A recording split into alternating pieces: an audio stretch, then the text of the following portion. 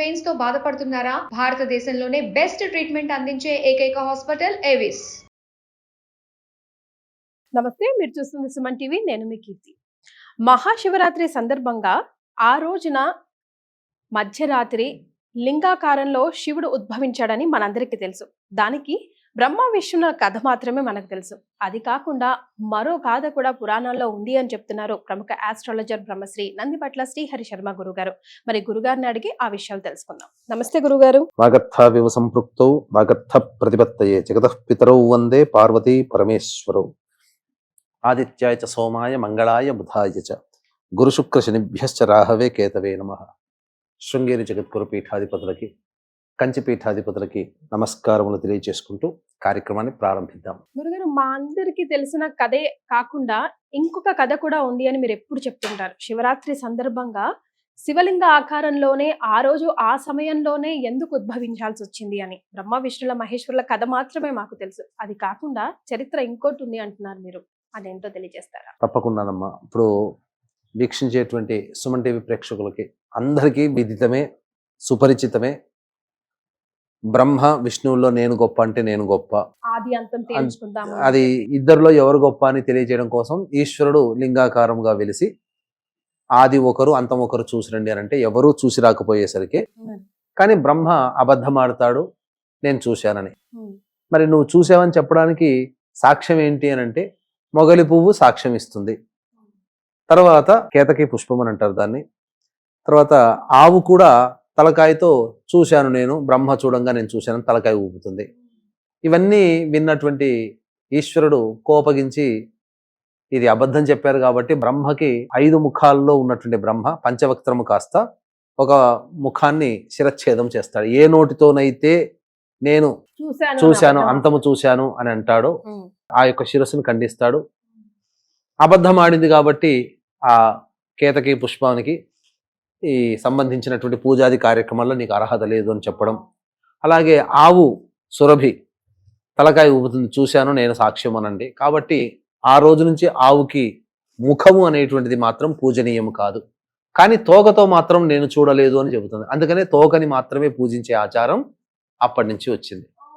అందుకని తోక దగ్గర స్మరణ చేసి తోకనే పుట్టుకొని తోకకే బొట్లు పెట్టి తోకకే పూజ చేస్తాం. అది అందుకనే తోక పవిత్రము కాబట్టే ఆ తోక నుంచి వచ్చినటువంటి మూత్రము, గోమూత్రము చాలా ప్రాశస్త్యమైంది. అందుకనే గోమూత్రం పానం చేయడం వల్ల అమృతంతో పానం చేసినటువంటి ఫలితం వస్తుందని చెప్పి అది అంతటి పవిత్రత.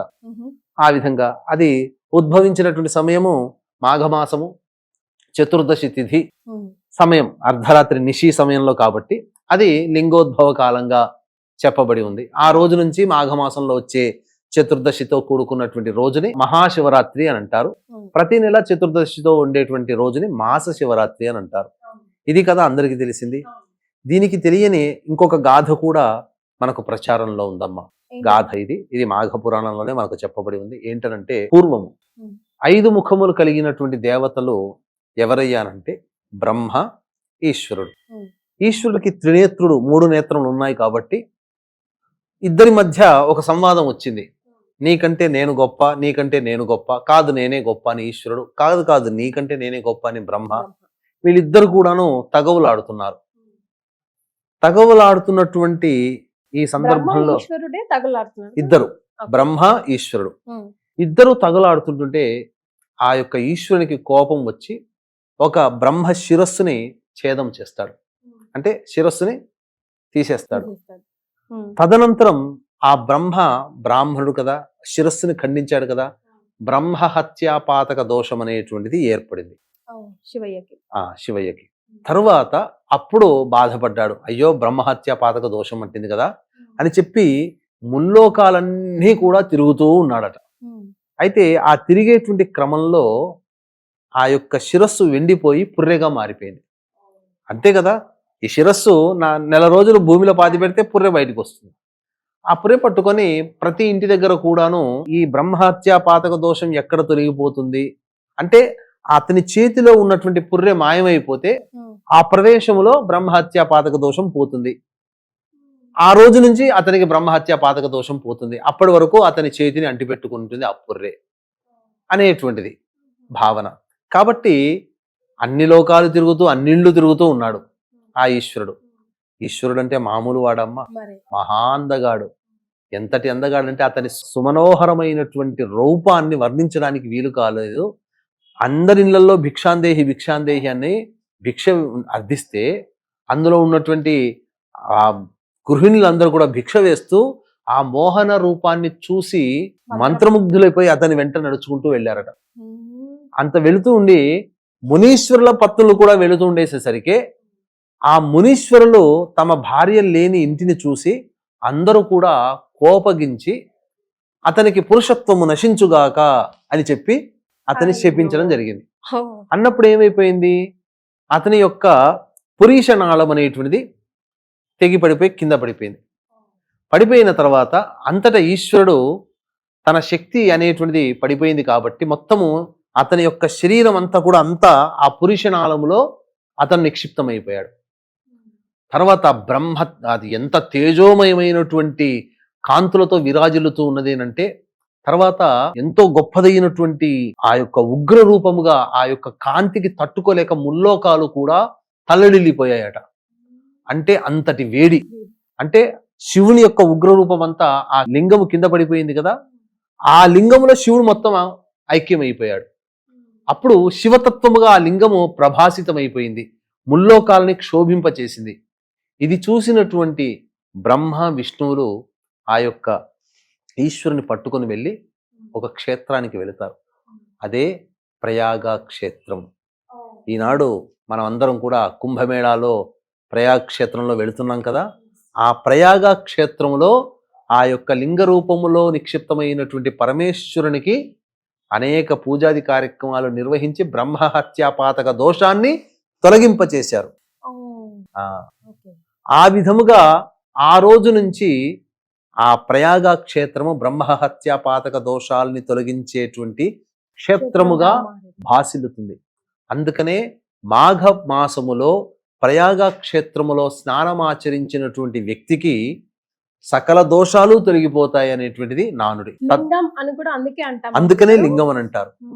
ఆ విధంగా ఆ రోజు నుంచి లింగ రూపములో పరమేశ్వరుని ఆరాధన చేసే తత్వము బయటపడింది.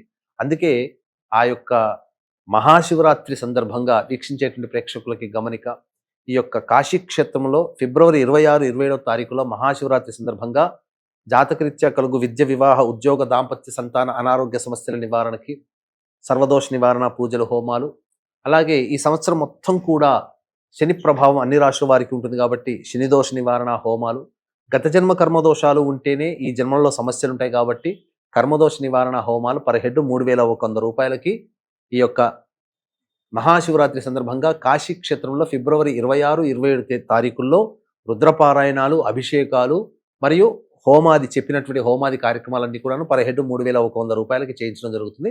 అవకాశం ఉన్న వాళ్ళు కార్యక్రమ తదనంతరం కాంటాక్ట్ చేసి పూర్తి వివరాలు తెలుసుకోవచ్చు. ఆ విధంగానమ్మ ఆ రోజు నుంచి కూడా లింగ రూపముగా ఈశ్వరుని ఆరాధన చేసే తత్వము ఆ రోజు నుంచి ఉద్భవించింది. అందుకనే శివుణ్ణి విగ్రహ రూపంగా కాకుండా లింగ రూపముగా పూజిస్తూ ఆ యొక్క లింగ రూపముగా ఈశ్వరుని ఆరాధన చేయడం వల్ల శివుని యొక్క శక్తి మనలో చేరుతుంది. ఈ ఎపిసోడ్ లో బహుశా శివుడికి సంబంధించి లేకపోతే శివరాత్రికి సంబంధించి అన్ని విషయాల మీ ద్వారా నేను తెలుసుకోలేకపోయినా కొన్ని ఎపిసోడ్ల వారిగా మీ ద్వారా తెలుసుకోవాలని గురుగారు. అంటే ఎందుకో ఆయన అభిషేక ప్రియుడు. ఏ నీరుతో లేదంటే ఏ ద్రవ్యంతో అభిషేకం చేస్తే ఎలాంటి ఫలితాలు మనకు వస్తాయి, అండ్ ఎందుకు మనం ఉపవాస దీక్ష శివరాత్రి రోజునే చేయాలి, ఎందుకు మనం జాగరణ చేయాలి, చేస్తే ఏ విధంగా జాగరణ చేస్తే సంపూర్ణమైన ఫలితాన్ని అనుభవించిన వాళ్ళు అవుతాం, ఇలాంటి ప్రశ్నలన్నిటికీ ఒక్కొక్క వీడియో రూపంలో చేసి శివరాత్రిని మన హిందూ ధర్మం చూస్తున్న ప్రేక్షకులందరూ కూడా, హిందూ ధర్మాన్ని పాటిస్తున్న సుమన్ టీవీ ప్రేక్షకులందరూ కూడా సద్వినియోగం చేసుకొని ఆ పవర్ హౌస్ ని గ్రాస్ప్ చేసుకోవాలని మా కోరిక. తప్పకుండానమ్మా, అన్ని విషయాలు మన శివరాత్రి సందర్భంగా ఎలాంటి నియమాలు పాటించాలి, ఎటువంటి ద్రవ్యాలతో మీరందరూ అభిషేకం చేయాలి, ఎటువంటి పుష్పాలతో అర్చన చేస్తే ఎటువంటి పుణ్య ఫలితము, అలాగే ఏ ఏ సమయాల్లో శివుణ్ణి ఆరాధన చెయ్యాలి. జన్మకో శివరాత్రి అని అంటాం కదమ్మా, మళ్ళీ ఇటువంటి మహారోజు మళ్ళీ ఇంకొకసారి రాదు కదా. కాబట్టి ఎటువంటి సమయాల్లో ఈశ్వరుని విధిగా ఖచ్చితంగా ఏదో ఒక రోజు పోయి అట్లా అన్నిటికంటే ప్రధానముగా శివరాత్రి రోజున శివాలయాన్ని దర్శించుకొని మానవుడు ఉంటాడా? ఉండడు కదా. ప్రతి ఒక్కరు శివాలయానికి పోతారు కదా. కాబట్టి శివాలయానికి పోయినప్పుడు శివుడికి మనం అందరం చేసే ప్రదక్షిణ సరైనటువంటిదా కాదా అనేది పక్కకు పెడితే, ఏ విధంగా ప్రదక్షిణ చేస్తే 30,000 సార్లు ప్రదక్షిణ చేసిన ఫలితము, సాక్షాత్తు ఆ కైలాస శివుడి చుట్టూ తిరిగినటువంటి ముమ్మార్లు తిరిగినటువంటి ప్రదేశం ఇక్కడ ఉండి మన ఇంటి దగ్గర ఉన్నటువంటి శివాలయంలో చేస్తే ప్రదక్షిణ ఏ విధంగా చేస్తే కైలాస శివునికి 3 సార్లు ముమ్మార్లు ప్రదక్షిణ చేసిన ఫలితం. ఇది సాధ్యమేనంటే ఖచ్చితంగా సాధ్యమే. ఎందుకంటే గణపయ్య కూడా చేసి చూపించాడు. అటువంటి విషయాలన్నీ కూడా మనం వీడియోలో మనం ఖచ్చితంగా మీ ద్వారా ప్రేక్షకులకు తెలియజేసే ప్రయత్నం చేద్దాం. వీక్షించేటువంటి ప్రేక్షకులు కూడా చక్కగా ఇటువంటి వచ్చేటువంటి వీడియోల్ని చక్కగా అన్ని విషయాలు తెలుసుకోండి.